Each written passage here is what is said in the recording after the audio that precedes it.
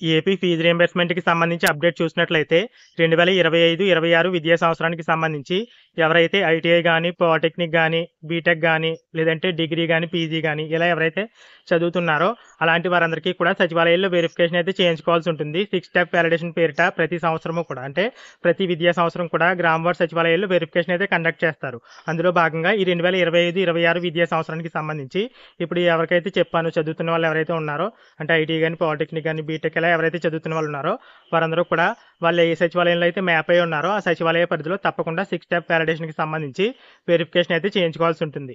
ఈ 6 స్టెప్ వాలిడేషన్‌కి సంబంధించి ఇప్పటికే సచివాలయాల వారీగా పేర్లయితే రావడం జరిగాయి. ఆ లిస్ట్‌లో పేరు లేకపోతే మీరైతే కంగారు పడిపోవద్దు. మీరు వేరే సచివాలయంలో మ్యాప్ అయి ఉండొచ్చు. కాబట్టి సెర్చ్ ఆధార్ ద్వారా అక్కడ డీటెయిల్స్ చెక్ చేస్తే మీరు ఏ సచివాలయంలో మ్యాప్ అయి ఉన్నారో ఆ వివరాలైతే ఓపెన్ అవుతాయి. అక్కడికి వెళ్లి మీరు వెరిఫికేషన్ అయితే చేయించుకోండి. అలాగే అక్కడ డీటెయిల్స్ చెక్ చేస్తుంటే నో డేటా ఫౌండ్ అని కూడా రావచ్చు. అలాంటి వాళ్ళు టెన్షన్ పడకండి. కాలేజీలో మీ వెరిఫికేషన్ పూర్తయిన తర్వాత ఆటోమేటిక్‌గా మళ్ళీ సచివాలయాలకు పేర్లయితే వస్తాయి. కాబట్టి సచివాలయాలకు వచ్చిన లిస్ట్‌లో మీ యొక్క పేరు లేకపోతే కంగారు పడకండి. వెయిట్ చేయండి.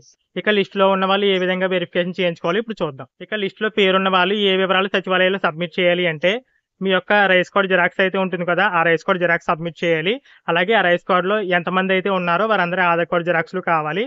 అలాగే ఎస్సీ కాకుండా రిమైనింగ్ క్యాస్ట్ వాళ్ళందరూ అయితే మదరు, అలాగే స్టూడెంట్ ఇద్దరు కలిపిన జాయింట్ అకౌంట్ అయితే ఓపెన్ చేసి ఉంటారు కదా! ఆ జాయింట్ అకౌంట్ అయితే ఇవ్వాలి. మదర్ లేకపోతే ఫాదర్‌తో, ఫాదర్ లేకపోతే గార్డియన్‌తో.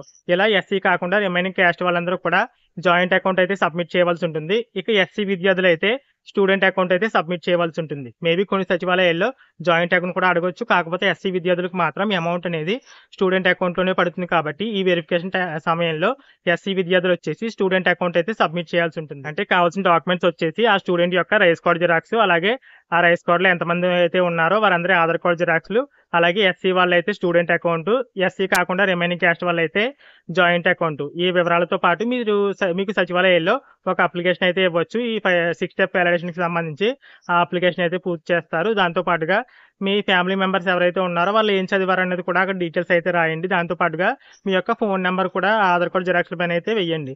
ఈ వివరాలన్నీ పూర్తి చేసి మీరు సచివాలయ వెల్ఫేర్ అసిస్టెంట్‌కి అందజేసినట్లయితే అంటే మీరు ప్రెజెంట్ అయితే స్టూడెంట్ అయితే ఉండనవసరం లేదు. మీరు ఎవరో ఒకరి ద్వారా సచివాలయాల్లో వివరాలైతే సబ్మిట్ చేయండి. అంటే ఇప్పుడు చెప్పిన జిరాక్స్‌లన్నీ కూడా సబ్మిట్ చేసినట్లయితే సచివాలయ వెల్ఫేర్ అసిస్టెంట్ వచ్చేసి మీకు ఈ 6 స్టెప్ వాలిడేషన్, 5 స్టెప్ వెరిఫికేషన్ కూడా అంటారు. 6 స్టెప్ వాలిడేషన్ అయితే పూర్తి చేస్తారు. ఇక ఈ 6 స్టెప్ వాలిడేషన్‌కి సంబంధించి పూర్తి వివరాలు తెలియాలి అంటే ఎవరో ఒక స్టూడెంట్‌కైనా కనీసం 6 స్టెప్ వాలిడేషన్ అనేది చేయాలి. కాబట్టి ఎవరైనా ఒక విద్యార్థికి 6 స్టెప్ వాలిడేషన్ అనేది పూర్తి చేసిన తర్వాత వీడియోలో మరిన్ని వివరాలైతే అందజేస్తాను. Thanks for watching.